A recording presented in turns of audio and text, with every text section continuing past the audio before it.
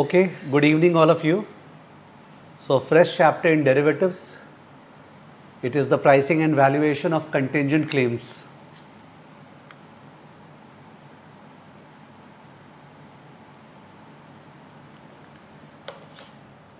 Anshul Gupta, Pavitra Gupta, all the Guptas are the ones who have arrived early.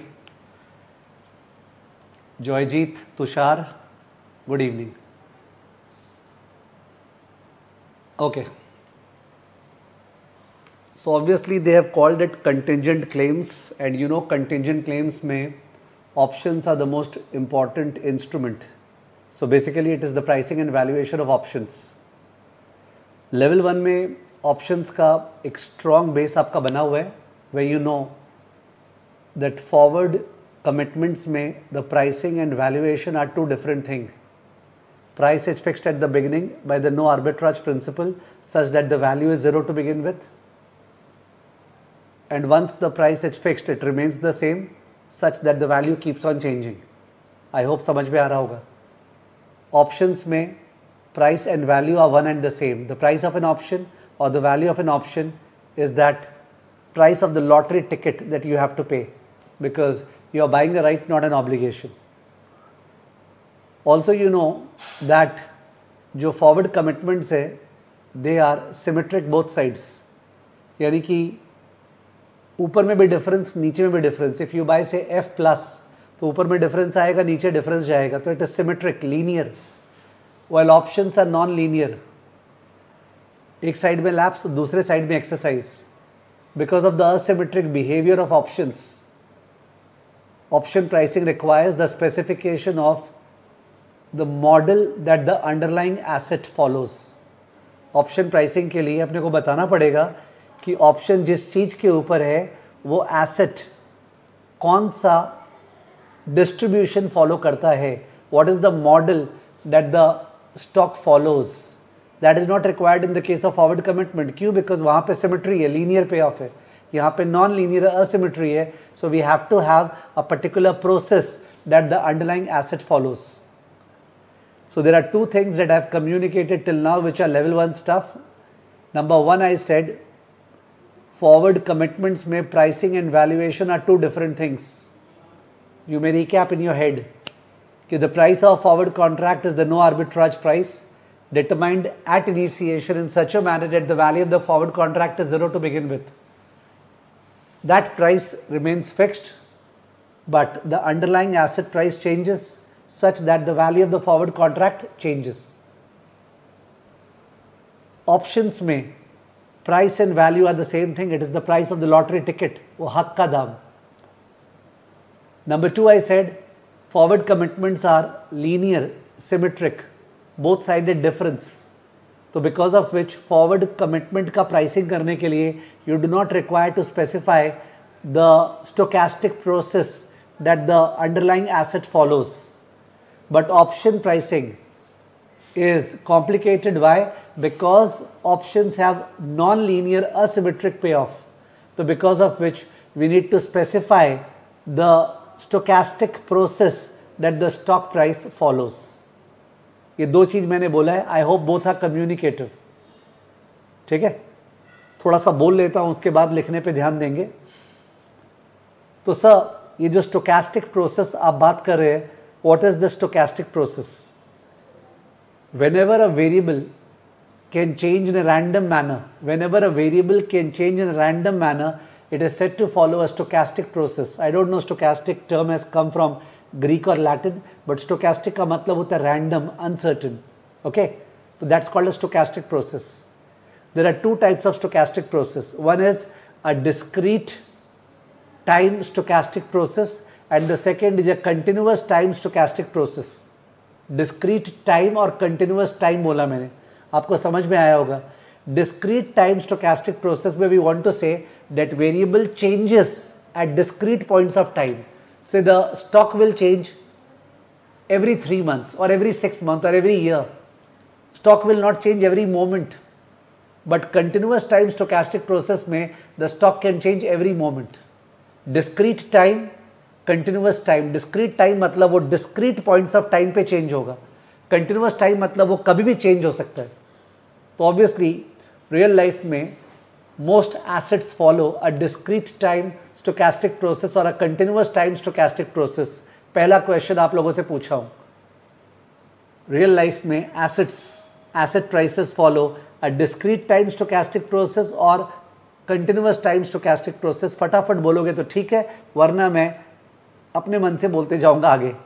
Very good, I got the answer, continuous time stochastic process, because asset prices change every moment. हर moment में asset prices change होते हैं। तो continuous time stochastic process को assume करके जो model बना है, that model is known as the Black Scholes Merton model, BSM बोलते हैं। फुल फॉर्म काम नहीं आएगा। तो somebody says that पता है मेरे को B फिशर ब्लैक, ओके, और मेरे को S का फुल फॉर्म और मेरे को M का फुल फॉर्म पता है, तो भाई ते खुश रख, पता रख के, अपने को कोई मतलब नहीं है BSM मॉडल। तो BSM model on option pricing is based on a continuous time stochastic process. It is the most popular model that is followed in real life, BSM, continuous time stochastic process, and the name of the process is GBM. The name of the stochastic process is GBM, which is geometric Brownian motion. Geometric Brownian motion, okay, इसमें geometric word हटा दे तो Brownian motion is something that all of us heard in physics way back in class 8, 9, 10, okay, because उतना physics तो सभी किए थे कि the motion of a particle, जो एक particle है randomly move करता है, that's called a Brownian motion, okay, totally random। यहाँ पे geometric Brownian motion होता है, ठीक है। Why geometric? We don't have that, but we'll discuss that when we come to the Black-Scholes Merton model in detail, okay, BSM model। Now ये जो continuous time stochastic process होता है, ये खुल के समझ में नहीं आता है। Why? Because it is based on stochastic calculus, okay, it has been derived from differential equations। आपने सुना होगा, नहीं सुना है तो कैलकुलस से डिराइव हुआ है, ओके। तो वो समझ में कुछ नहीं आता है, ठीक है भाई, एक फॉर्मूला है, कुछ असम्पशंस है, ध्यान रखना। और ऐसे भी अपने तो जो टाइप का करियर पाथ आगे चाह रहे हैं ना, that of an analyst, that of a fund manager, उसमें derivation is not important, limitations, assumptions, application is important. So we are not into deriving the stuff. For those of you who feel like you want to get into stochastic calculus, actuarial science is your choice that you should go into, जहाँ पे पूरा का पूरा derivation होगा उस stochastic process का, ठीक है ना। But intuition strong होगा, you know, we are best at intuition। पर फिर भी हमको मन होता है समझने का किस्सा, उसके अंदर जो मैथ्स चल रहा है ना, उसका लॉजिक क्या है। तो मैथ्स का logic is captured by a discrete time stochastic process का model, which is the binomial model, जो लेवल 1 में किया हुआ है। सर मेरे को याद नहीं है, डोंट वरी, आपको याद आ जाएगा। अगर आप यहाँ बैठे हो आपको याद आ जाएगा। तो डिस्क्रीट टाइम स्टोकैस्टिक प्रोसेस का जो मॉडल है, that is the binomial model. Binomial, bi माने दो आउटकम्स, याद आ रहा होगा, tree, binomial model, okay, that's a discrete time stochastic process. Is it realistic? No sir, it is not. But binomial model does a wonderful job. It explains exactly क्या हो रहा है, it opens it out, hide नहीं करता है। तो number one, it's a good explanation to what happens in BSM। तो BSM अगर रियल लाइफ में काम भी आता है, हमको समझ में तो आए क्या हो रहा है, बाइनॉमियल समझाएगा। और दूसरा, we know that there are many path dependent options। Which options? Path dependent options। तो path dependent options मतलब the payoff of the option does not depend only on the value at expiration. Payoff also depends upon the path that the underlying asset takes till expiration. I don't know level 1 में किसको याद है, level 1 में simulation chapter जो था, उसके अंदर we had Asian option, ASEAN, Asian option, किसको याद आ रहा है? level 1 में simulation chapter में we had Asian option। Level 1 में QM के अंदर सिमुलेशन चैप्टर में we had Asian option, look back option, याद आ रहा है क्या?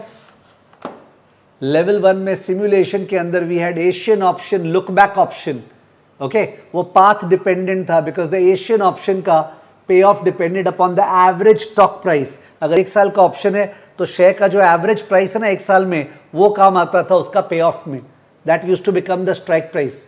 और जो लुक बैक ऑप्शन है उसमें मिनिमम या मैक्सिमम प्राइस जो है वो काम आता था, ठीक है, तो आपको नहीं भी याद है तब भी कोई इशू नहीं है, बट सिंस लेवल 1 में किया हुआ नहीं है, मैं डेफिनेटली उसको एसोसिएट किया हुआ है, देयरफॉर एसोसिएट करूंगा। वैसे सबसे बढ़िया जो सबको पता है, path dependent option is American option. वो तो कोई नहीं बोलेगा मेरे को पता नहीं है, because American options are options which can be exercised at any time prior to maturity, तो therefore they are path dependent, because you never know कब आप एक्सरसाइज कर लोगे। तो जो पाथ डिपेंडेंट ऑप्शंस होता है उसको BSM can not tackle. BSM is an analytical model closed form. It cannot tackle path dependent options. It can only value European options जिसका payoff depends upon the underlying asset price or maturity. Okay, European options जिसका the payoff depends upon the underlying asset price or maturity. तो BSM can only tackle European options, but binomial model can tackle path dependent options like American, like look back, like Asian. Sir क्या हमारे syllabus में Asian option, look back option, ये सब का pricing वगैरह है क्या? नहीं है, इट इज़ नॉट देयर। तो आप क्यों बोले? बिकॉज मेरे को पाथ डिपेंडेंट याद दिलाना था। हमारे सिलेबस में अमेरिकन ऑप्शन का प्राइसिंग है, ठीक है, बाइनॉमियल मॉडल से। अमेरिकन ऑप्शन का प्राइसिंग है बाइनॉमियल मॉडल से, ठीक है ना? ओके, ये बोल के मैं सारा क्या कर रहा हूँ, मैं अपने लिए एक रिदम बना रहा हूँ, because this is an area, once again this chapter which has been so wildly written, wild WILDLY, wildly written, poorly crafted, okay, such that अगर कोई वैसा होता है ना कि मैं कोर से समझूंगा, ठीक है, तो कोर से भाई समझ तो नहीं सकते हो, हाँ मेरे समझाने के बाद कोर को ऐसे रीड कर सकते हो for the purpose of academic satisfaction and full coverage का फीलिंग, ठीक है ना? ऑल्दो रिक्वायर्ड नहीं है, वो एनर्जी कहीं और इन्वेस्ट करनी चाहिए by doing more and more questions. तो those who are unnecessarily doing this, what this, कि वो लोग क्लासेस कर लेते हैं, समझ लेते हैं, और उसके बाद कोर को चेप के रीडिंग करते हैं multiple times, they are not helping themselves, they may feel that सही कर रहे हैं, I know many people are doing that, वो लोग गलत कर रहे हैं। बिकॉज क्लासेस जब आप कर लिए, ठीक है, तो आपको अपना एक्स्ट्रा टाइम इन्वेस्ट करना चाहिए क्वेश्चन सॉल्विंग में, ठीक है? आप कोर का कुछ पोर्शन डाल के GPT को बोल सकते हो please create a multiple choice question out of it, वो बढ़िया है ज़्यादा, या अदर वेंडर्स एंड ऑल का क्वेश्चन सॉल्व कर सकते हो, कोई प्रॉब्लम नहीं है। But if you are reading the core again and again, फायदा नहीं होगा आपको। हो सकता है बाद में ये लगेगा कि शायद आता नहीं है, ठीक है, बाकी आपका खुद का decision, specially in practical topics. थोड़ा सा बोलते बोलते थक गया, तो क्या करें, चैप्टर का डिवीजन करें पहले? चलो पहले चैप्टर का डिवीजन करते हैं, उसके बाद I will come to the conceptual stuff again.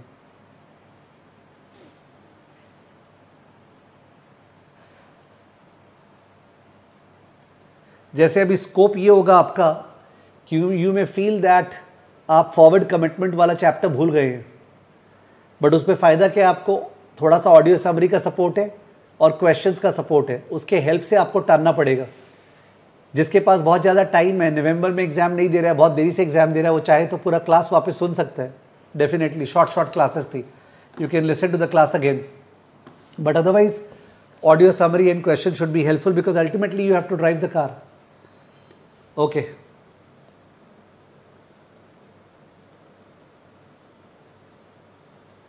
Chapter या lesson layout.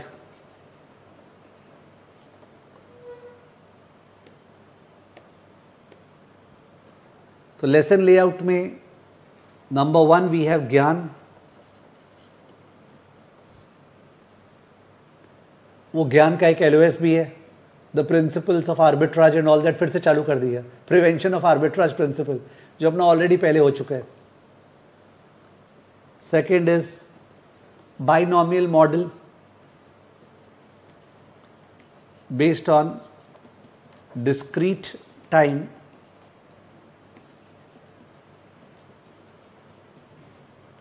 stochastic process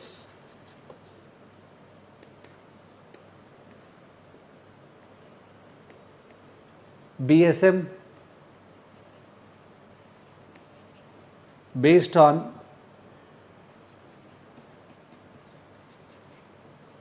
continuous time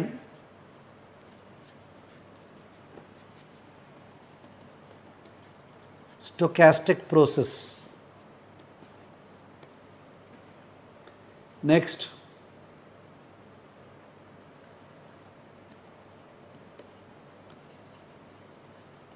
black model. Now black model is a variation of BSM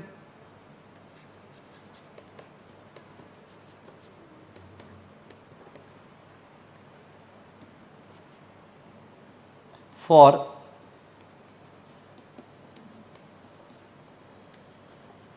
interest rate options. So we have options on futures, we have swaption, cap and floor, उन सब के लिए black model, variation of BSM for interest rate options.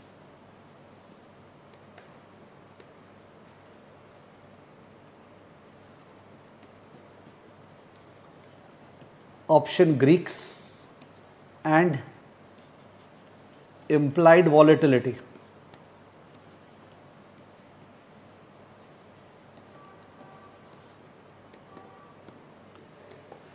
So this is how I am dividing the chapter. First is the Gyan which was going on. फिर मैं थक गया ज्ञान देते देते. The second is, और वो ज्ञान से एक LOS भी है. Okay, the prevention of arbitrage principle, the principles of option pricing को लेके. Second है binomial model based on discrete time stochastic process. ये communicate हो गया आप लोग को. BSM based on continuous time stochastic process. फिर black model, which is a variation of BSM for interest rate options. Last वाला option Greeks, the delta, theta, vega, rho, gamma, sensitivity analysis. मतलब जब stock price change होगा तो option price किस rate of change क्या होगा? That's delta. जब interest rate change होगा तो option price किस rate से change होगा? That's rho. Time बीतने से option price किस rate से fall करेगा? That's theta. वॉलेटिलिटी चेंज होने से ऑप्शन प्राइस किस रेट से चेंज होगा? वेगा. ठीक है, तो that's option Greeks. And implied volatility, जैसे YTM होता है ना, YTM is the implied yield based on the bond price. YTM of a bond is the implied yield based on the current bond price. वैसे ही based on the current option price, what is the sigma SD that is implied by the current option price, we call it implied volatility. It's the same as YTM. YTM is the yield implied by the current bond price. Implied volatility is the current volatility, implied volatility is the volatility implied by the current option price. So ये है. इसमें से genuinely speaking exhaustion कहाँ होता है बता रहा हूँ, सुनना please. Exhaustion happens over here. You need to be careful.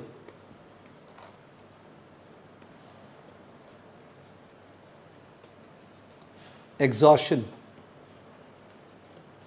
danger. पहले से सर डेंजर क्यों बता रहे हैं? इंपॉर्टेंट है, so that you will plan and strategise. I will explain the plan. यहीं पे है, इनफैक्ट पूरे चैप्टर में एक जगह ही दम पूरा खत्म हो जाता है, वो है ये वाला part, exhaustion. And this is dangerous. Why it is dangerous? It is dangerous for 2 reasons. इस पोर्शन को करते समय पूरा थक जाते हैं, गिर जाते हैं, और लगता है उसके पहले वाला पोर्शन भी नहीं आता है, एंड उसके बाद वाला पोर्शन में एफिशिएंसी खराब हो जाता है. Therefore what is the smart technique? The smart technique is when you will prepare this chapter later on, revision कर रहे हैं वगैरह, तो आप ये वाला पोर्शन प्रिपेयर मत करो. आप सोचो ये पोर्शन नहीं है, आप बाकी का पोर्शन प्रिपेयर करो, और ये पोर्शन को सेपरेट चैप्टर मान के अलग से प्रिपेयर करो. तो हमेशा इस पोर्शन को सेपरेटली प्रिपेयर करो. सोचो ये सेपरेट चैप्टर है, you are fine, because then आप उसको अलग टाइम दोगे ना, और सेपरेट टाइम दोगे, साथ में नहीं दोगे. So this portion should not be done along with this chapter, and I will follow the same technique. तो मैं पहले बाकी सारा करा दूंगा, उसके बाद इस पे जाऊंगा. Very very strong advice. जो भी ये बंदा ये एडवाइस नहीं मानेगा वो बर्बाद होगा ही, उसका हालत खराब हो जाएगा. He will hate derivatives. Is it okay?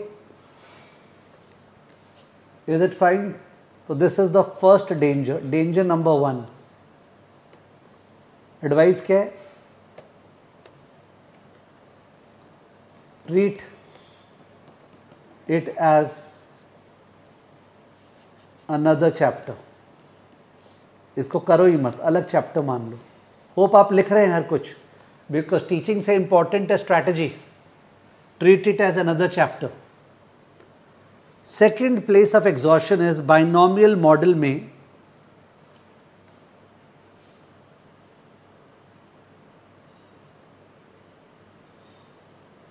Pathetic notations.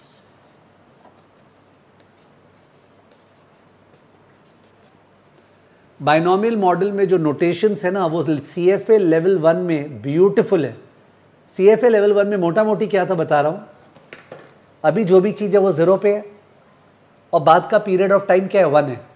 तो अभी स्टॉक प्राइस S0 है, बाद में क्या है S1, अभी कॉल का दाम C0 है, बाद में क्या है C1 सब, बट ऊपर का दाम C1U, नीचे का दाम C1D, ऊपर का दाम C1U, नीचे का दाम C1D। इट्स सो सिंपल, ऊपर का दाम U, C1U, नीचे का दाम C1D, S1U, S1D, P1U, P1D। It is so natural. यहां पे क्या किया है, ऊपर का दाम को बोल रहा है प्लस, नीचे का माइनस। अब इस पे इशू क्या है बता रहा हूं, मेरे से टॉलरेबल नहीं होते। स्टॉक प्राइस जो ऊपर गया अगर बाइनोमियल में, तो उसको बोल रहा है S plus, but S plus का तो मतलब होता है लॉन्ग स्टॉक। तो अपने को जब लॉन्ग स्टॉक है उसको S प्लस बोलते हैं, तो ऊपर का दाम को S plus.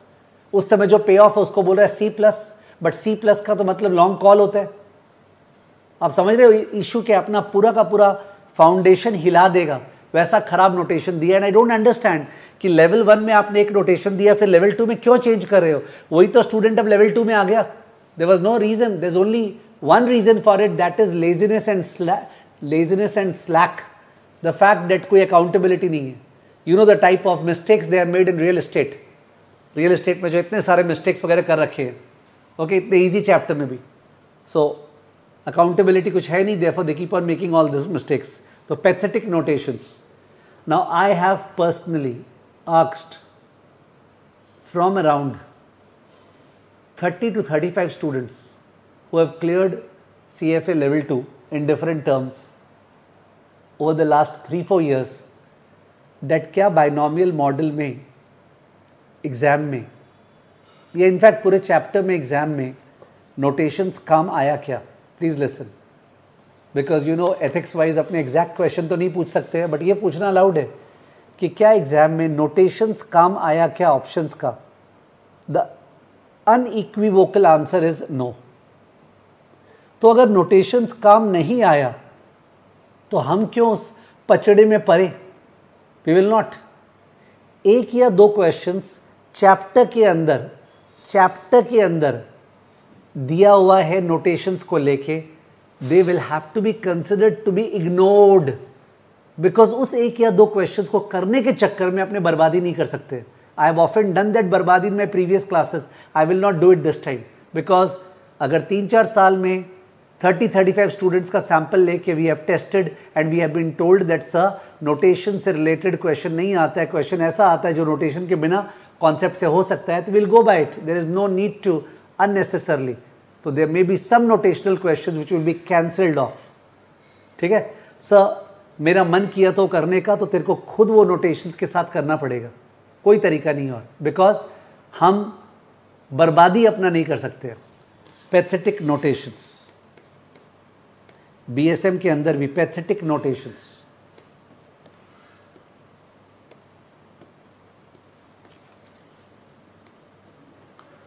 Not relevant for the exam,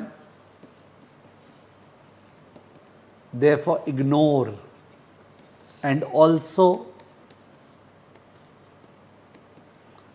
ignore a few examples using such notations that I will mention। कौन से एग्जाम्पल्स को इग्नोर कर रहे हैं। तो notations are not relevant for exam, अपने बिंदास अपना नोटेशन यूज करेंगे तो इग्नोर करेंगे। And also ignore a few examples. End of chapter में नहीं दिया वैसा क्वेश्चन, कैंडिडेट रिसोर्सेज में नहीं है, मॉक टेस्ट में नहीं है, CFA इंस्टीट्यूट का पास्ट पेपर्स में नहीं है, स्टूडेंट्स ने बोला है। केवल कोर रीडिंग के अंदर 1-2 एग्जाम्पल, बिकॉज कोर रीडिंग में क्या होता है, एक फ्लो चल रहा है तो उसने एक भारी नोटेशन दिया तो उसको लग रहा है बच्चे का मदद करने के लिए क्वेश्चन दे दे उसको, जिससे, पर वो मदद हमको नहीं चाहिए। ठीक है ना, okay. So the second part is clear, I hope. ये danger number 2 था. This was danger number 2.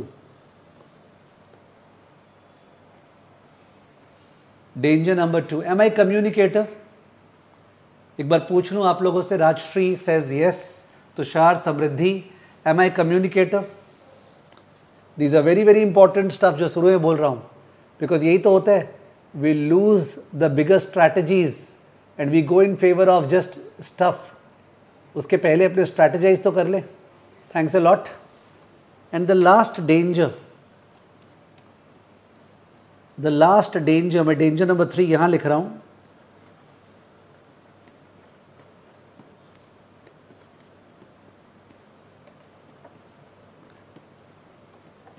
Interpretations.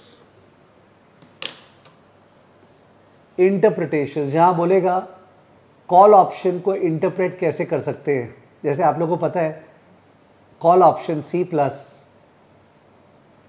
is like buying partial number of shares by borrowing a certain amount of debt. ये समझ में आ रहा है क्या सर? जो C+ है वो तो बुलिश है, S+ भी बुलिश होता है, तो C+ can be replicated by S+. Yes sir, समझ में आ रहा है. But C+ requires partial S+, से हाफ, 0.4 S+, डेल्टा S+, ठीक है ना, डेल्टा S+, एंड उसमें भी रिक्वायर लेवरेज, यानी कि पूरा जो 0.4 शेयर बाई करेंगे वो खुद का पैसा नहीं लगा के, कुछ पैसा बोरो करके.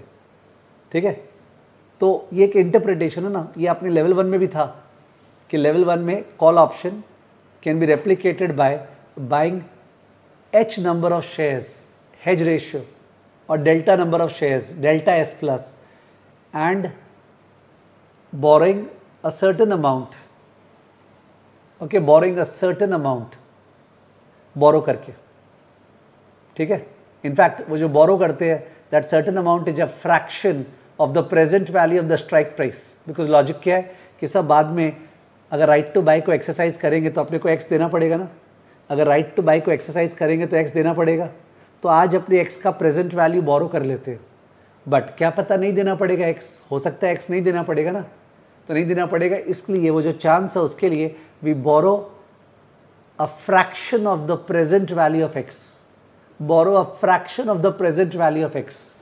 तो यानी दोनों फ्रैक्शन है. शेयर का फ्रैक्शन बाई कर रहे हैं एंड बोरो कर रहे हैं जो एक्स है ना, स्ट्राइक प्राइस, उसका प्रेजेंट वैल्यू का फ्रैक्शन. ठीक है, stay with me please. We have not done the topic. We are buying X number of share, sorry, we are buying delta shares, H number of shares. How we are buying some money? By borrowing an amount equal to a fraction of the present value of the strike price. तो ये जो feeling है present value of strike price क्यों बोले?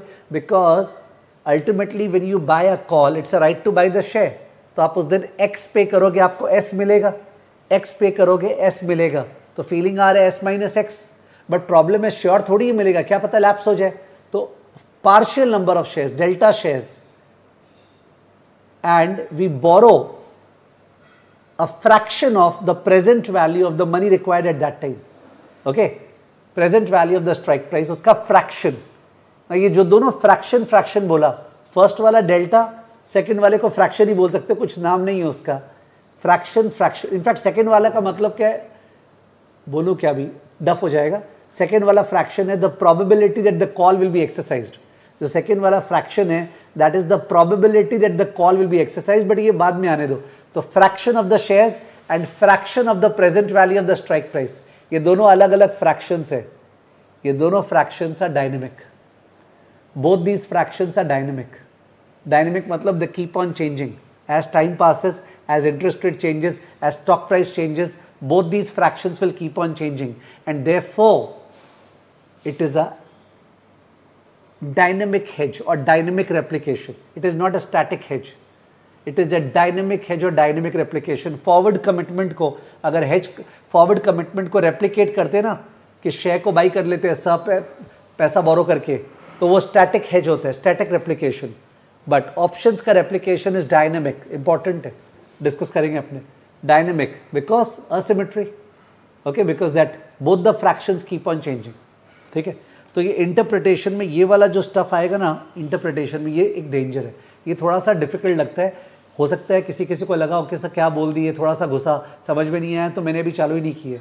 You can't blame me for that, you would like the fact that अच्छा है, you are taking half an hour, in fact the entire class में भी 1.25 घंटे का class for the purpose of just laying out the chapter, ठीक है। तो because that is very important, chapter में क्या है क्या नहीं है, कहाँ तकलीफ होगा कहाँ नहीं होगा, कैसे करना है कैसे नहीं करना है, कॉन्सेप्चुअल क्लैरिटी, टर्मिनोलॉजी का यूसेज, ठीक है, एंड सो ऑन।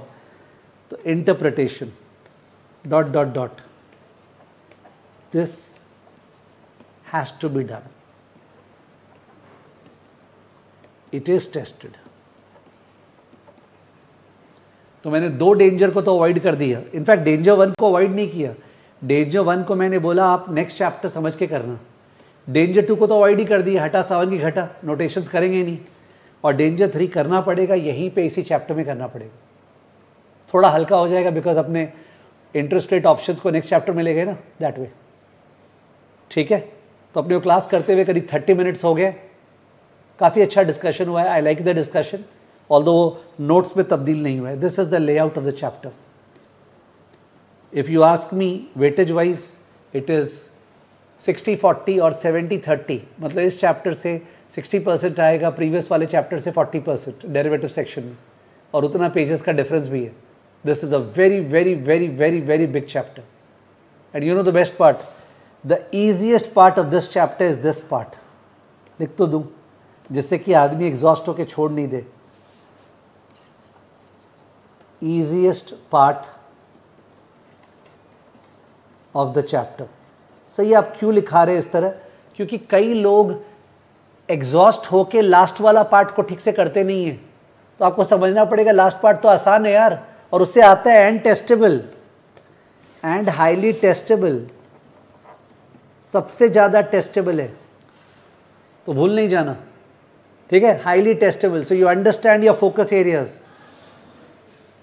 यस्टरडे मैं जूम सेशन ले रहा था 2 स्टूडेंट्स का जो लोग CFA लेवल 1 क्लियर किए FF25 में, तो one of them was a CA student जो 22 में पास आउट है, CA फाइनल इंटर दोनों क्लासेस लिया था मेरे से, अभी CFA L1 किया है।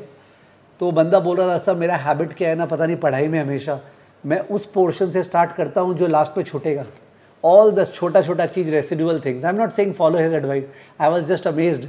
He was saying I pick up a chapter when I revise and do all the side stuff because I know I may forget the side stuff. I will never forget the main stuff. For example, in this chapter, who will not do the binomial model? Everybody will do. Who will not do the Black-Scholes model? Everybody will do. So he was saying what I do is the side का stuff कि मैं वो नहीं भूल जाऊँ, छोटी छोटी चीज़ें, ठीक है ना? Okay, so this was our introduction. चलिए अब स्टार्ट करते हैं। रिमेंबर अपने क्लास का जो स्टाइल हो रहा है अभी, उसमें नोट्स प्रीवियस लेक्चर्स के मुकाबले थोड़ा कम लिखाते हैं because we support it with the help of audios, ठीक है। फिर भी कुछ नोट्स तो होना पड़ेगा because the core is really bad. ज्ञान, तो ज्ञान में कुछ ज्ञान शुरू में डिस्कस हो गया था, उसी को लिख रहे हैं। ज्ञान number 1,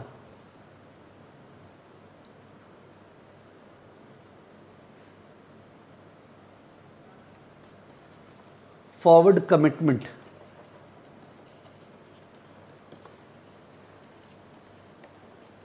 price versus value.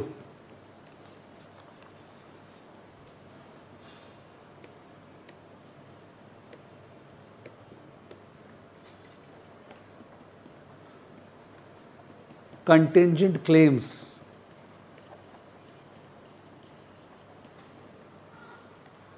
Price equal to value, correct.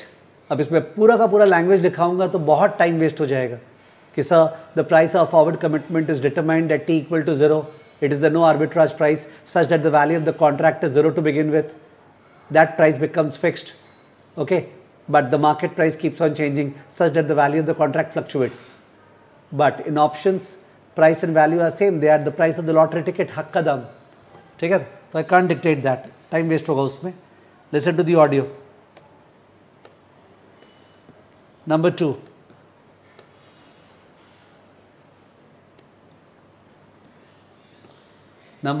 is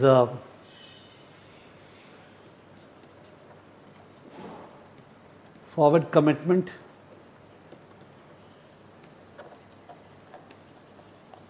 payoff is linear and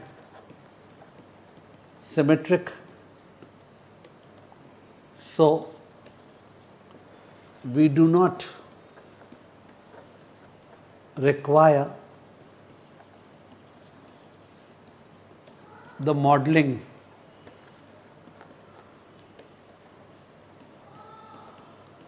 of the underlying. I hope language समझ में आएगा. We do not require the modeling of the underlying. किसा बताइए ना, वो जो फॉरवर्ड कॉन्ट्रैक्ट जस्ट स्टॉक पे है, वो स्टॉक का स्टैटिस्टिकल डिस्ट्रीब्यूशन कैसा है, नहीं चाहिए. स्टॉक का स्टैटिस्टिकल डिस्ट्रीब्यूशन कैसा है, नॉर्मल है कि लॉग नॉर्मल है, नहीं चाहिए. ठीक है, फॉरवर्ड कमिटमेंट में.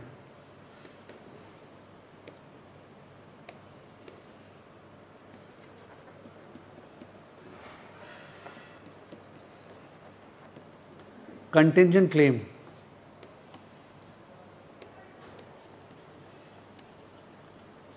payoff is non-linear and asymmetric. Hence, option pricing requires us to specify the stochastic process of the underlying. Option pricing requires us to specify the stochastic process of the underlying. Stochastic word का मतलब uncertain. Stochastic process of the underlying.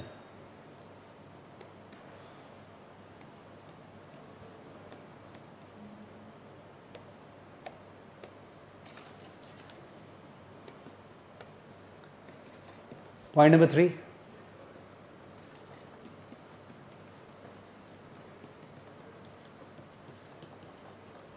Stochastic process.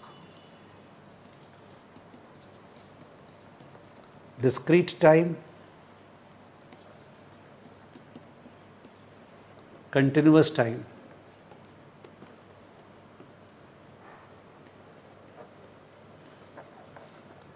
Binomial model, Black-Scholes model. Binomial model helps open out the intuition behind BSM, also prices path dependent options like American options. Okay, binomial model helps open out the intuition behind BSM. BSM समझ में नहीं आएगा, केवल उसका awareness चाहिए, limitation चाहिए, application चाहिए. उसके अलावा BSM जो है वो केवल यूरोपियन को प्राइस कर पाएगा, अमेरिकन नहीं कर पाएगा. Binomial also prices path dependent options like American options. I hope I am not fast. आप लिख पा रहे हैं, हैंड राइटिंग तो एज यूजुअल बेस्ट है. BSM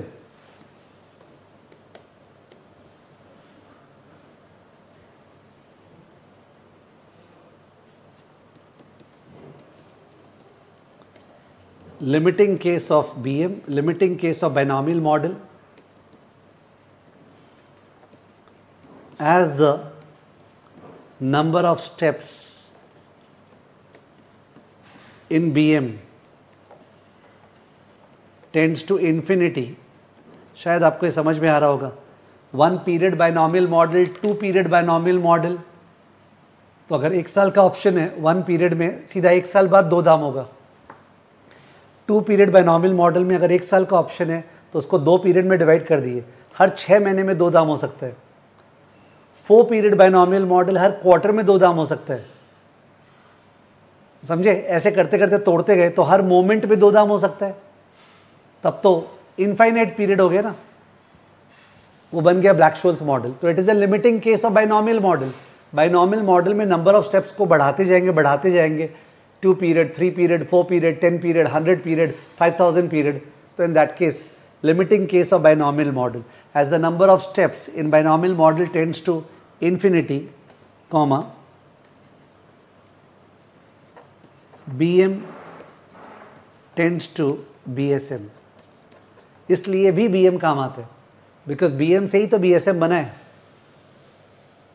As the number of steps in binomial model tends to infinity, BM tends to BSM. Next,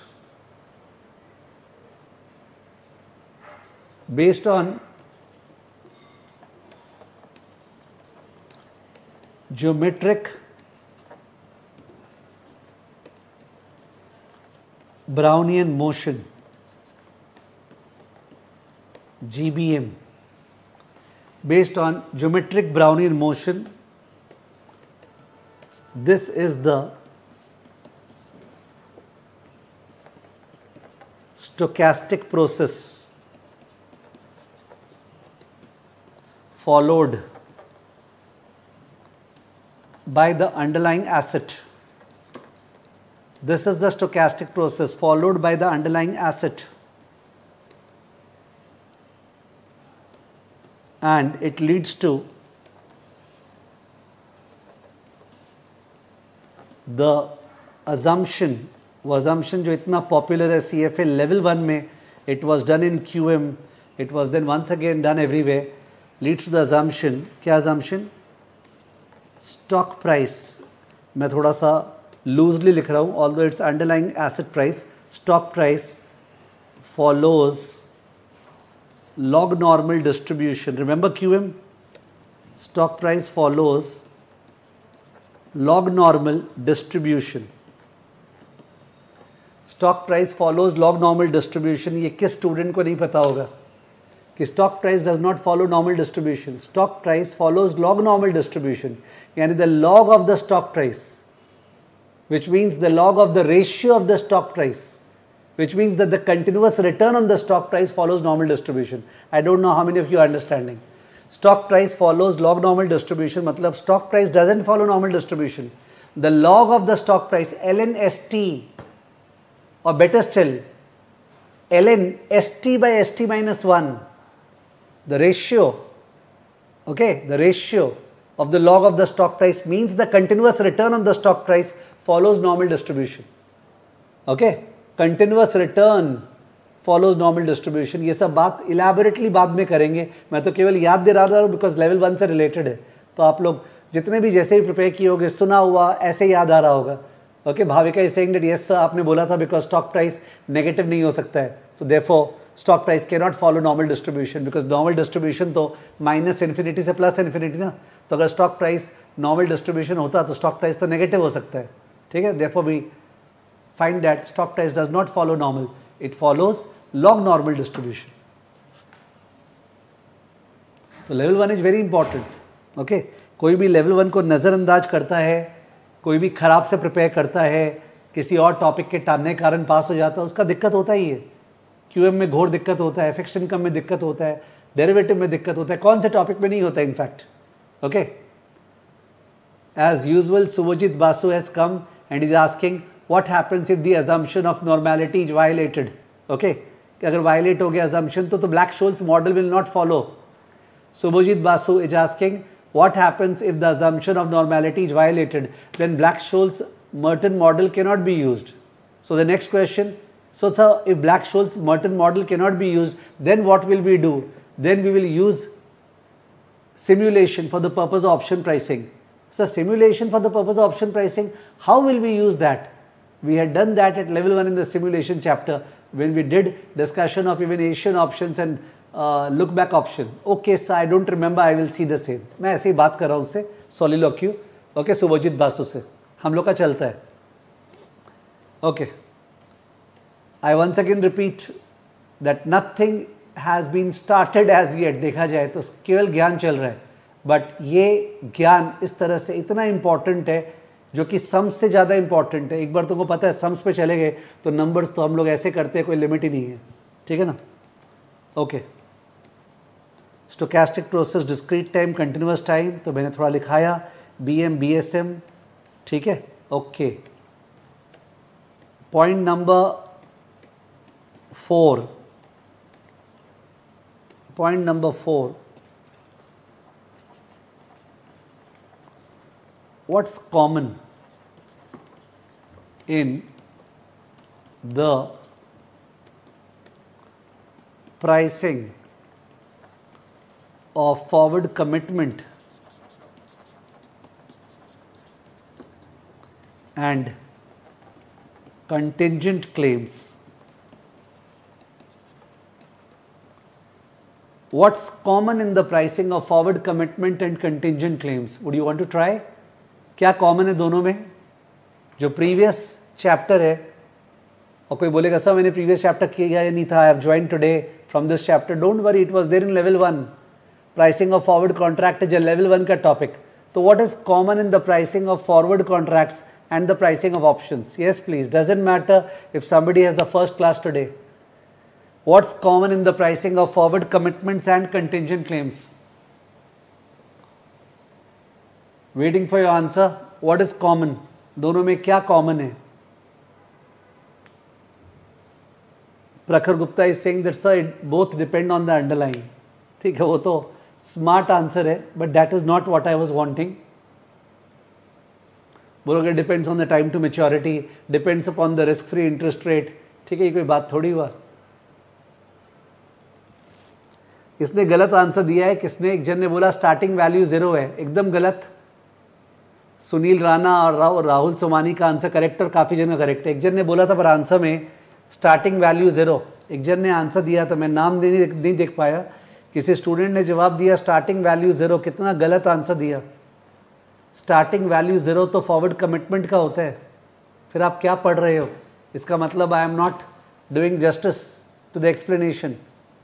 option का price ही value होता है एंड दैट इज नॉट 0. वो price of the lottery ticket है. whoever said that, it was a very very wrong comment by you. Starting value is not 0 for contingent claim. आज अगर option by करोगे you have to pay something. That is the value, that is the price. Forward commitment में value is equal to 0 to begin with. Anybody who is confused, please. So what's common in the pricing of forward commitment and contingent claim? I got a few correct answers कि sir both are based on the prevention of arbitrage principle or the law of one price. Both are based on the prevention of arbitrage principle or the law of one price. Prevention of arbitrage principle. That means the price of the derivative, forward contract, the price of the call option or put option should be such that nobody should be able to make riskless profit. Law of one price, if there are two portfolios with identical payoff, then the cost of both the portfolios today should be what? Same.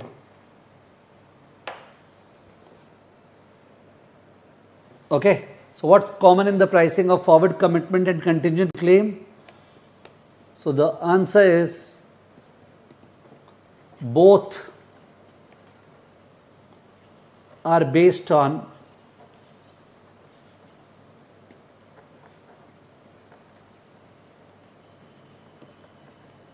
prevention of arbitrage principle and law of one price. Prevention of arbitrage principle and law of one price. दोनों में से किसी पे भी problem हो रहा है pick up करने में? Prevention of arbitrage principle. forward ka price should be spot price into 1 plus RF to the power T. If it is not that way, we can carry out cash and carry or reverse cash and carry arbitrage. Correct? And as that arbitrage is carried out, the mispricing will vanish instantly. Law of one price. If there are two portfolios with identical payoff, the cost of both the portfolios today should be what? Same. Otherwise, arbitrage. And that arbitrage will bring about the law of one price.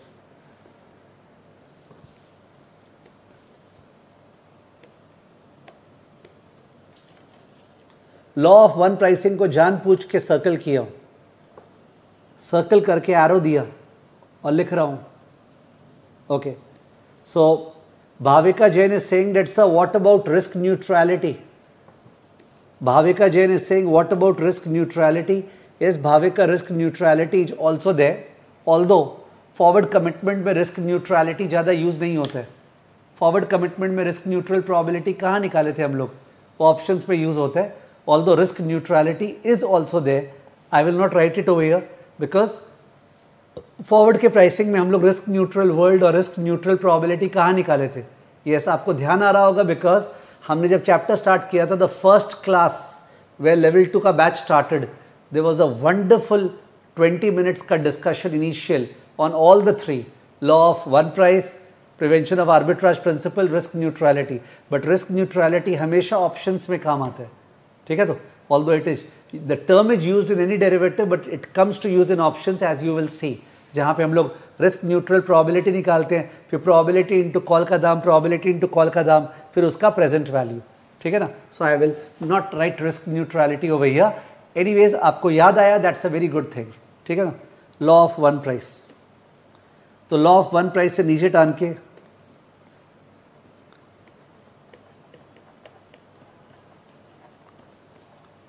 Can you explain a bit. ठीक है, जबरदस्ती मैं उस पर गया हूँ because मेरे को वो डायनेमिक वाला पॉइंट लाना है, डायनेमिक वाला. Can you explain a bit.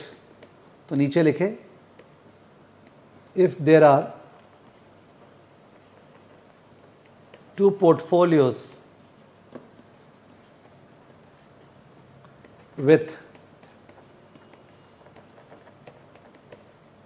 identical payoff. If there are two portfolios with identical payoff, comma,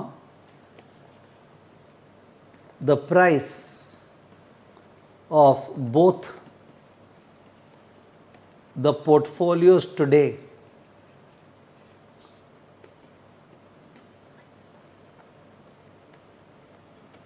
should be same to prevent arbitrage.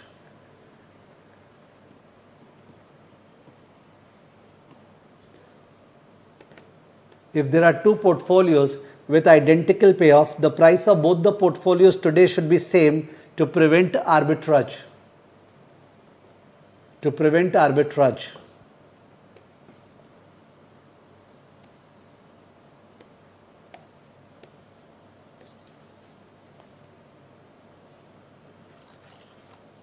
Two portfolios identical payoff, मैंने उसको वो किया. I'm coming down. C plus can be replicated via H number of shares, HS plus, and a fraction,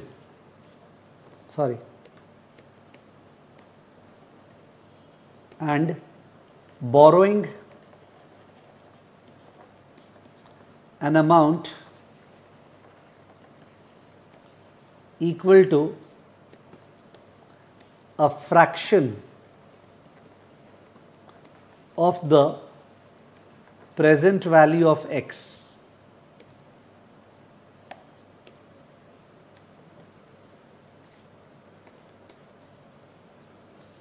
C plus can be replicated via HS plus, okay, partial number of shares, fraction. This is also a fraction. You know, this fraction is known as hedge ratio or delta. So C plus can be replicated by delta number of shares, say 0.4 shares, and borrowing an amount equal to a fraction of the present value of X. Okay, ये जो fraction है, it is the probability that call will be exercised. ये बाद में सीखेंगे. तो there are two fractions coming into play. Feeling आता है C is equal to S minus X, तो S को बाई कर रहे हैं X को वैसे, बट एक्चुअली श्योर नहीं है ना, कॉमा जीरो भी है, लैप्स भी हो सकता है. तो C plus can be replicated by H number of shares and borrowing an amount equal to a fraction of the present value of X. ठीक है. Now both these fractions are dynamic, that is changing with passage of time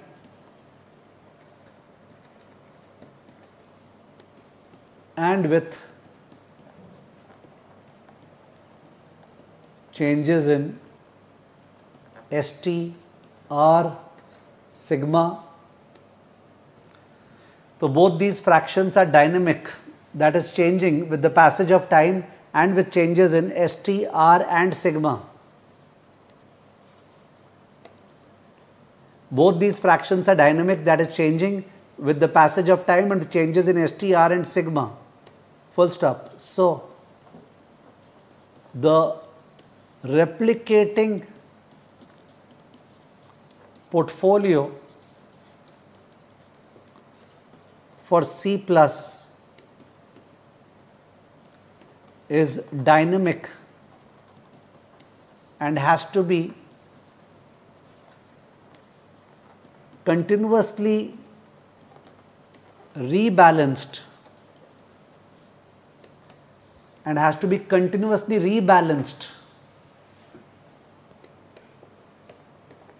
So both these fractions are dynamic, that is changing with the passage of time and with changes in ST, R and sigma. So the replicating portfolio for C plus is dynamic and has to be continuously rebalanced. In case अपने में से कोई भी track खो दिया है, तो let me explain. We will do the maths of it. That मेरे को call option का दाम निकालना है कि call option का दाम क्या होना चाहिए. So let's suppose the call option is at a strike price of 1000. Strike price of 1000. Right now suppose the share price is also 1000. Binomial में ऊपर the share price can go to 1200. So call will become 200 payoff. नीचे की तरफ the share price can become 800. So call lapses. Binomial में call का payoff क्या हो जाएगा? 0. I said very easy figures. 1000 S चल रहा है, 1000 X से ऊपर की तरफ 1200, 800. तो ऊपर 1200 मतलब 200 आएगा, नीचे में 0 आएगा. That's it. तो 200 और 0 हुआ. तो अकॉर्डिंगली क्या होगा, मैं ये बोलना चाह रहा हूँ कि आप अगर एक ऐसा पोर्टफोलियो बनाना चाह रहे हो जो इस कॉल ऑप्शन को रेप्लिकेट करेगा 200 और 0 को, तो सिंपल है, आज आप शेयर्स खरीद लो, पूरा नहीं, कुछ आधा पर्दा. सपोज मैं एक बार 0.4 शेयर खरीदता हूँ, तो आई बाय 0.4 शेयर. ठीक है. तो एंड 0.4 शेयर खरीदने में क्या पैसा लगेगा आज? 0.4 इंटू 1000, 400. और कुछ पैसा बोरो कर लो, एक बार झमेले में नहीं जाते. सपोज अपने बोरो किए 350, 350 बोरो कर लिए, तो 400 का शेयर बाई किए, 350 बोरो कर लिए. ठीक है. तो 50 रुपया घर से गया. शायद ये कॉल ऑप्शन का दाम होना चाहिए, कॉल ऑप्शन का दाम, प्रोवाइडेड ये 0.4 शेयर जो बाई किए, ओके, और 350 बोरो किए, इसका पे ऑफ शुड बी ऊपर में 200, नीचे में व्हाट 0. तो ऊपर में अगर शेयर का दाम 1200 हो गया, तो 0.4 शेयर को 1200 बेचेंगे, तो 0.4 इंटू 1200 कितना आएगा? 0.4 इंटू 1200 कितना आएगा? 480. और वो जो 350 बोरो किए तो उसको इंटरेस्ट के साथ चुकाएंगे, से इंटरेस्ट 10%, तो 385 लौटाएंगे. तो मेरा आएगा 480 माइनस 385, 480 माइनस 385, 200 नहीं आ रहा है. 480 माइनस 385, 200 नहीं आ रहा है. मैंने फिगर्स जल्दी जल्दी बोला, but I hope you understood. Please copy मत कीजिएगा, मैं फिगर्स केवल कम्युनिकेशन के लिए शो कर रहा हूँ. प्लीज़ कॉपी मत करना, प्लीज़ कॉपी मत करना. एक बार कम्युनिकेशन के आई एम शोइंग कि शेयर प्राइस जो है वो 1000 है और एक्स जो है 1000 है, और ये जो शेयर प्राइस यहाँ पे ना S1U वो से 1200 और ये जो S1D है वो सपोज 800, तो C1D इज इक्वल टू 0 और C1U इज इक्वल टू 200। किसको किसको ये समझ में आया अभी तक? ये वाला किसको समझ में आया कि सर ये जो बता रहे एकदम क्लियर है? प्लीज़ बोलो, ये किसको समझ में आई है जो लिखा है कि sir at the money option है 1000 यूरोपियन ऑप्शन है, और एक साल बाद शेयर का दाम 1200 या 800 होगा, तो अकॉर्डिंगली कॉल ऑप्शन का पे ऑफ ऊपर में 200 नीचे में 0। ये तो एकदम इजी चीज़ है, कोई बात ही नहीं है। तो अब मैंने बोला मेरे को ये जो लॉटरी टिकट है ना जो बाद में 200 देगी या 0 देगी, इसको रेप्लिकेट करना है। कैसे करूँ रेप्लिकेट? तो मैंने सपोज 0.4 शेयर बाई कर लिया एंड मैंने 350 बोरो कर लिया एट 10%। ये मन से लिखा है, मैंने कुछ कैलकुलेशन नहीं की है। 350 बोरो किया। यू में आस्क मी सर कहाँ से आया 350? मन से आया, सोचो ना एक बार। 350 बोरो किया, तो उस केस में अगर ये ट्रूली रेप्लिकेटिंग पोर्टफोलियो होता तो 0.4 शेयर का दाम लगेगा आज 0.4 इंटू 1000 400 रुपया, और 350 बोरो किया तो घर से कितना गया 50, तो 50 is the value of the call option. But ये तो तब ना जब से इस पोर्टफोलियो से आपका पे ऑफ 200 और 0 होगा। तो चेक करते हैं, बाद में अगर शेयर का दाम 1200 हो गया तो हम लोग जो 0.4 शेयर है उसको 1200 ही बेचेंगे, तो 0.4 इंटू 1200 अपने पास 480 आएगा, और 350 जो बोरो किए थे उसको इंटरेस्ट के साथ लौटाएंगे, तो 350 इंटू 1.1 385 जाएगा। तो सर 480 माइनस 385 क्या 200 आ रहा है? 480 माइनस 385 क्या 200 आ रहा है क्या? 480 माइनस 385 तो 200 नहीं आ रहा है सर, 95 आ रहा है। तो इसका मतलब is this a replicating portfolio? 480 minus 385 वो तो अपना 95 आ रहा है। Is it a replicating portfolio? No it is not sir, गलत पोर्टफोलियो बनाया है आपने। आपको क्या चेंज करना पड़ेगा? या तो 0.4 और 350 दोनों गलत फिगर्स है। यस, बिकॉज फॉर्मूला से थोड़ी आया ये। तो मैं बोलना चाह रहा हूँ, इतने तो आप लोग भी स्मार्ट हो कि सर 0.4 और 350 को चेंज करके कुछ ऐसा फिगर आता होगा, ठीक है, कुछ ऐसा फिगर्स आता होगा जिसके हेल्प से पे ऑफ सेम आ जाए। और अगर ऐसा आ जाता मतलब मैं भी चेंज नहीं करने वाला हूँ और ज़्यादा एक्सपेरिमेंटेशन, ऐसा आ जाता तो अपना काम हो जाता। बट पॉइंट ये है कि अगर ये 2 पीरियड बायनॉमियल मॉडल होता, विच मीन्स ये वाला हाल होता 2 पीरियड बायनॉमियल मॉडल, तब तो उस पर ऐसा होगा ना, से this is 1000, this is say 1100, this is 900, say this is 1210, this is 990, this is 810. I hope you understood. I was doing 10% up and down. I was doing 10% up and down just to be smooth. ठीक है ना? And then suppose the strike price is 1000. So now what will happen is that we may choose a certain delta and a certain fraction borrowing. We may choose based on this part, हम लोग पे of को identical करके एक certain h number of shares और borrowing चुन लेंगे। But जब यहाँ खड़े होंगे ना, इधर देखेंगे, यहाँ खड़े होके, तो इधर में नज़ारा अलग होगा। We have to choose another level of fraction of shares and this. अगर यहाँ खड़े होंगे तो नज़ारा और अलग होगा। Are you understanding? एक minute, let me just clean some figures. So I said when we are standing over here,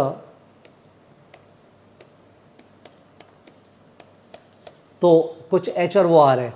यहाँ खड़े हैं तो h अलग आएगा और वो अलग आएगा, यहाँ खड़े हैं तो अलग आएगा। तो our hedged portfolio has to be rebalanced. So it's a dynamic hedge, not a static hedge, and that brings complication, and that is why stochastic calculus is stochastic calculus.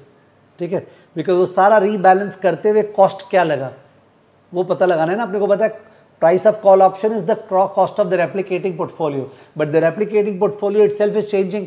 So in changing it, what is the cost incurred, what is the present value, we have to find out that. Sir ऐसा sums है क्या जो आपने अभी दिखाया screen पे? Exactly ऐसा sums है। सब फिर से रिपीट कीजिए, ये जो आप अभी टिक कर रखे ऐसा सम्स है क्या? है, चिंता मत करो। किसी को वैसे मन करा होगा काश यार सम्स होता, बहुत ज्ञान हो गया, सम्स तो सर कुछ कराया नहीं। डोंट वरी, तेरा सारा मन का इच्छा जोर जोर से पूरा होगा, सम्स पे सम्स होगा, ठीक है ना। Now Prakhar Gupta is saying why fraction borrowing, why not whole amount borrowing. तो Prakhar, you asked me why fraction borrowing, why not the whole borrowing, but you Prakhar, you did not ask me why sir fraction shares buying, why not the whole share buying. Prakhar Gupta, you are telling me why fraction of borrowing, why not full borrowing. So I am asking you why fraction of shares buying, why not full shares buying. And इतना frustration होगा तो last पे will say so why not forward contract, why call option, क्यों झमेला? दुनिया में call option लाते ही नहीं ना, माथा पच्ची नहीं होता। तो प्रखर गुप्ता का आंसर है, जब मैंने बोला why not one share buying, तो बिकॉज ऑफ हेज रेशियो। वाह, तो ये तो नाम है उस फ्रैक्शन का। जस्ट बिकॉज बोरोइंग वाले फ्रैक्शन का कुछ नाम नहीं है तो तुम उस बेनामी को ऐसे बोल रहे हो। मैंने ये कोई जवाब हुआ प्रखर कि तुमने बोला because of hedge ratio? What hedge ratio? There has to be logic. The whole logic is call option बाद में जाके एक्सरसाइज होगा या नहीं होगा पता थोड़ी है। तो बाद में शेयर आएगा नहीं आएगा वो नहीं पता, बाद में एक्स देना पड़ेगा या नहीं देना पड़ेगा नहीं पता। whether x has to be paid or not paid, that is not known, ठीक है। And please whatever we do at the end of the day, तो अपने को अंदर जाना पड़ेगा ना for complete clarity. We have to go inside which we have not gone. ये ज्ञान वाला पोर्शन चल रहा है। Without doing binomial we are doing binomial. तो सर फिर ऐसे क्यों करवा रहे हैं आप? जैसे बाकी लोग कराते हैं आप वैसे कराते ना, बाइनॉमियल मॉडल से स्टार्ट करते, इतना ज्ञान दे रहे हैं। मेरे को पता है मेरे को कैसे करवाना है। You have to have confidence in my teaching abilities, ठीक है ना, तो हैव दैट कॉन्फिडेंस। तो मेरे को बताना था कि ये डायनेमिक हेज होता है। क्या होता है? Dynamic hedge is what I wanted to communicate. Sir ये डायनेमिक हेज होता है, ये आप बाद में नहीं बताने वाले हैं क्या? बताने वाले हैं। तो अभी क्यों बताएं? क्योंकि ये सब चीज़ें 2 बार 3 बार बताई भी बढ़िया है, बिकॉज ये जहन में उतर जाती है। ये सब जो चीज़ें हैं ना, it is good that it is spoken 2 times, 3 times, 4 times, because it goes into your head. बाद में you know, if you have done the first chapter with me, that there is more focus on calculations, and the calci and the STO and the RCL come into operation, and you remember the speed and the efficiency with which we operate. This is the portion where we inculcate those seeds कि option का hedge dynamic hedge है, ठीक है। नीचे लिखे,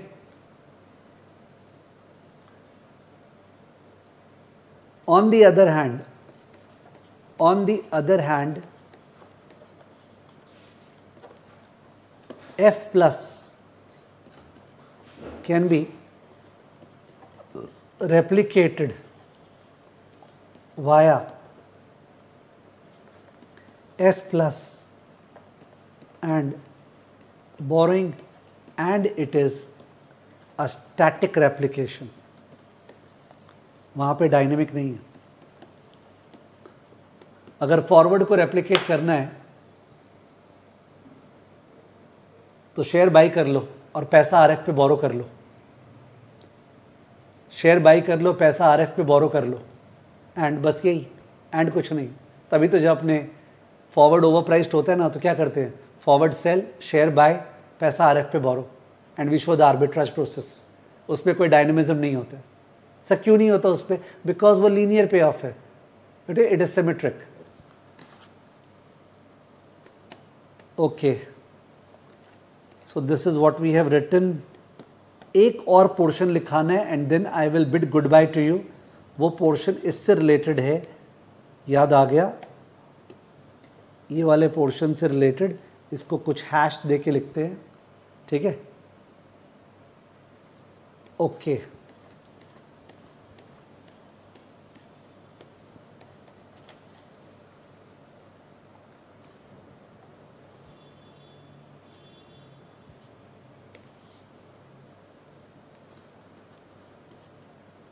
prevention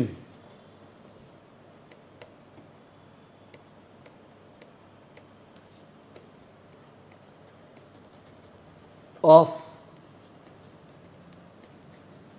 arbitrage principle। Since इसका LOS दे दिया है ना, ऑल्दो अपने को आता है, कुछ लिखना पड़ रहा है।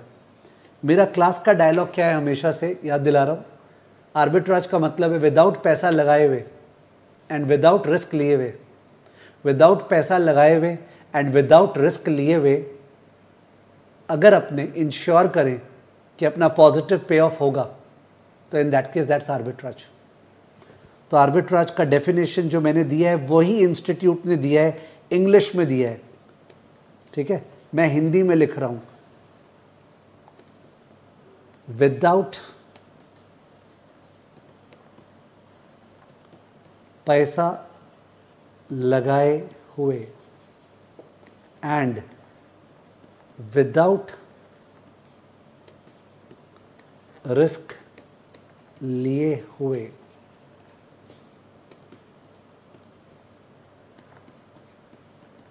Positive pay of today.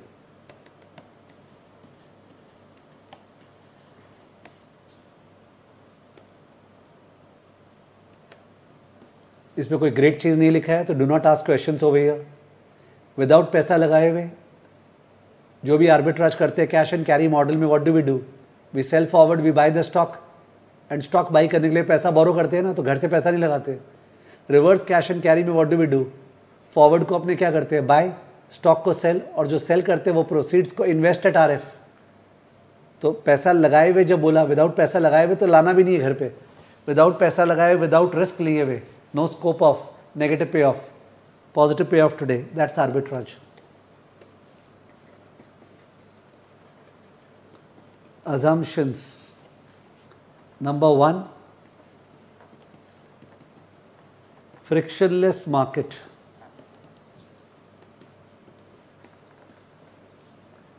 Number 2, RF lending and borrowing.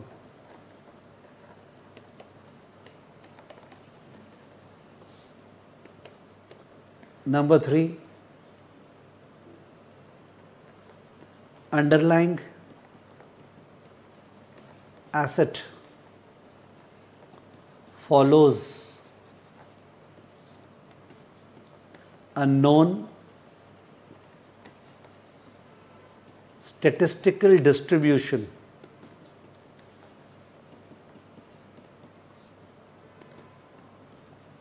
Frictionless market, RF lending and borrowing, underlying asset follows a known statistical distribution. ये थर्ड अजम्पशन लेना पड़ा इनको ऑप्शंस की वजह से, ठीक है, बिकॉज ऑप्शन के प्राइसिंग में एक डिस्ट्रीब्यूशन चाहिए ना। फ्रिक्शनलेस मार्केट, आई होप ये लैंग्वेज क्लियर है। No taxes, no transaction cost, no restrictions on short selling, partial shares allowed, तो कोई बोल नहीं सकता 0.4 शेयर कैसे होगा, ठीक है। Frictionless market, risk free lending and boring allowed at RF, underlying asset follows a statistical distribution, ठीक है ना। तो ये जो लास्ट पार्ट मैंने करवाया है, ये कराने का जरूरत नहीं था, you know it actually, and it is not tested that way, but just because an LOS is given, I thought to do the formality. You may read the core if you want for finer language, okay. Core का language को मैं यहाँ पे replicate कर दूँ, which I can, and in fact better, but that would not be of any use at all, ठीक है ना। Okay, so that covers LOS A. That also covers the layout of the chapter, brilliant background for the purpose of understanding how to do the chapter, correct? Okay, so this is the place we will end for today. We will continue tomorrow evening 8 p.m. and get into the binomial model, okay? Tomorrow evening 8 p.m. we will start the binomial model, the calculations and everything. Fine with you all? 8 p.m. कल मिल रहे हैं वापस से live for carrying out this chapter, second class. Bye.